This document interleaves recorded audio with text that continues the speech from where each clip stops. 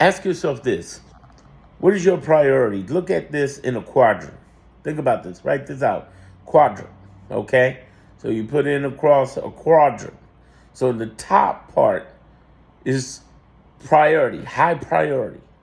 And the other half at the top.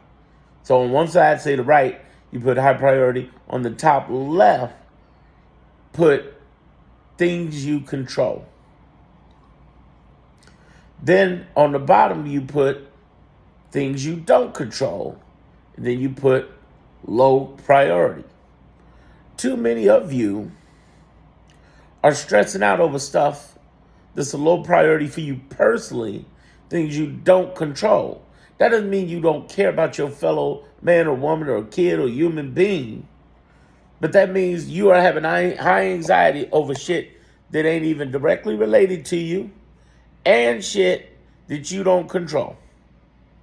When I'm talking to people about Trump and this administration, I'm saying to them, listen, they're bringing stuff to me, and I'm saying to them, listen, what's that directly affect to you?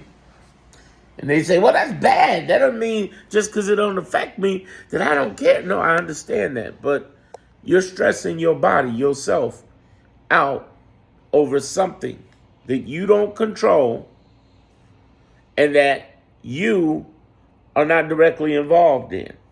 That doesn't mean you don't care about other people or not to care about people. But what I'm getting to here is that the high quadrants of what you control and what's a high priority many times aren't being met. That doesn't mean on everybody.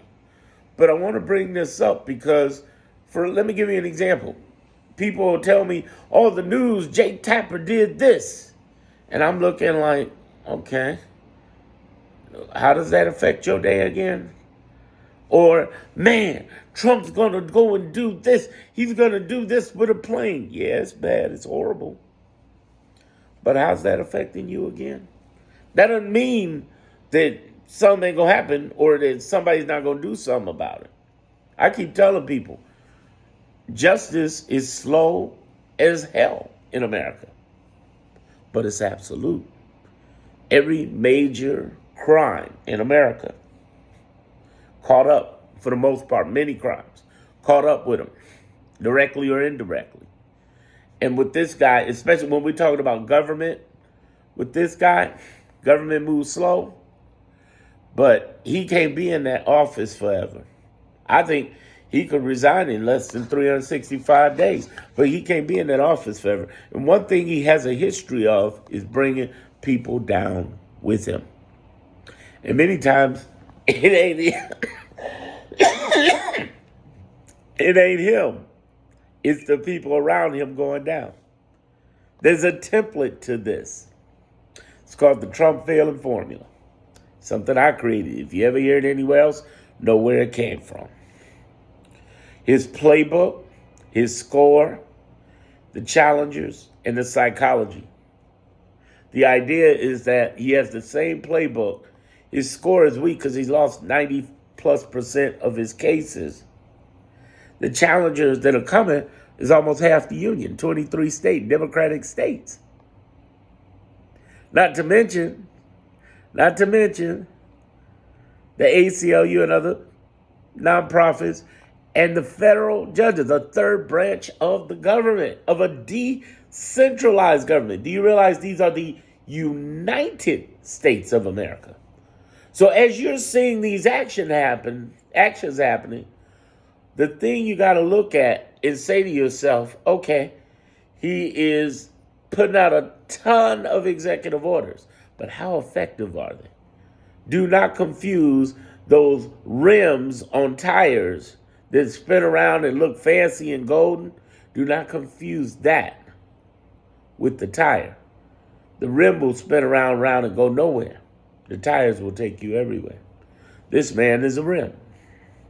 This man is someone who's projecting power he does not have. Just because he puts in an executive order does not make it real. Just like saying I'm a 7-foot tall white man doesn't make it real. And too often we're thinking, of paper tigers as real threats. Yes, he's making some firings and he's doing investigations. He's doing all sorts of things. But this is short term. Everybody I've basically talked to who was involved in intelligence of any kind, I'm talking about from international intelligence, French, English, Mossad, all the way to people who are involved in our American intelligence under the NSA, which means CIA and everybody else. They said the same thing. If you're moving too fast, it won't last. If you're moving too fast, think about what I just said, it won't last. So for you, you got to think back to that quadrant. Am I stressing myself out over this shit? And I don't even control anything. And it's not happening in my home. Could it eventually affect me? Maybe. But what am I worried about shit that ain't even happened directly to me? That doesn't mean you don't care about people. That just means you need to get your priorities in order. Some of you just got what I just said, and I earned the hell out your subscription. Others are going to get in the comments and argue and try to give counter shit that don't mean shit. Be careful how you show your ignorance in your comments. If you got it, you got it. If you don't, you don't. Some going to claim they got it and then come back and say stupid shit. Others going to have it, grab it, and move forward with it and be less stressed out. Check out my descriptions. Get in my groups.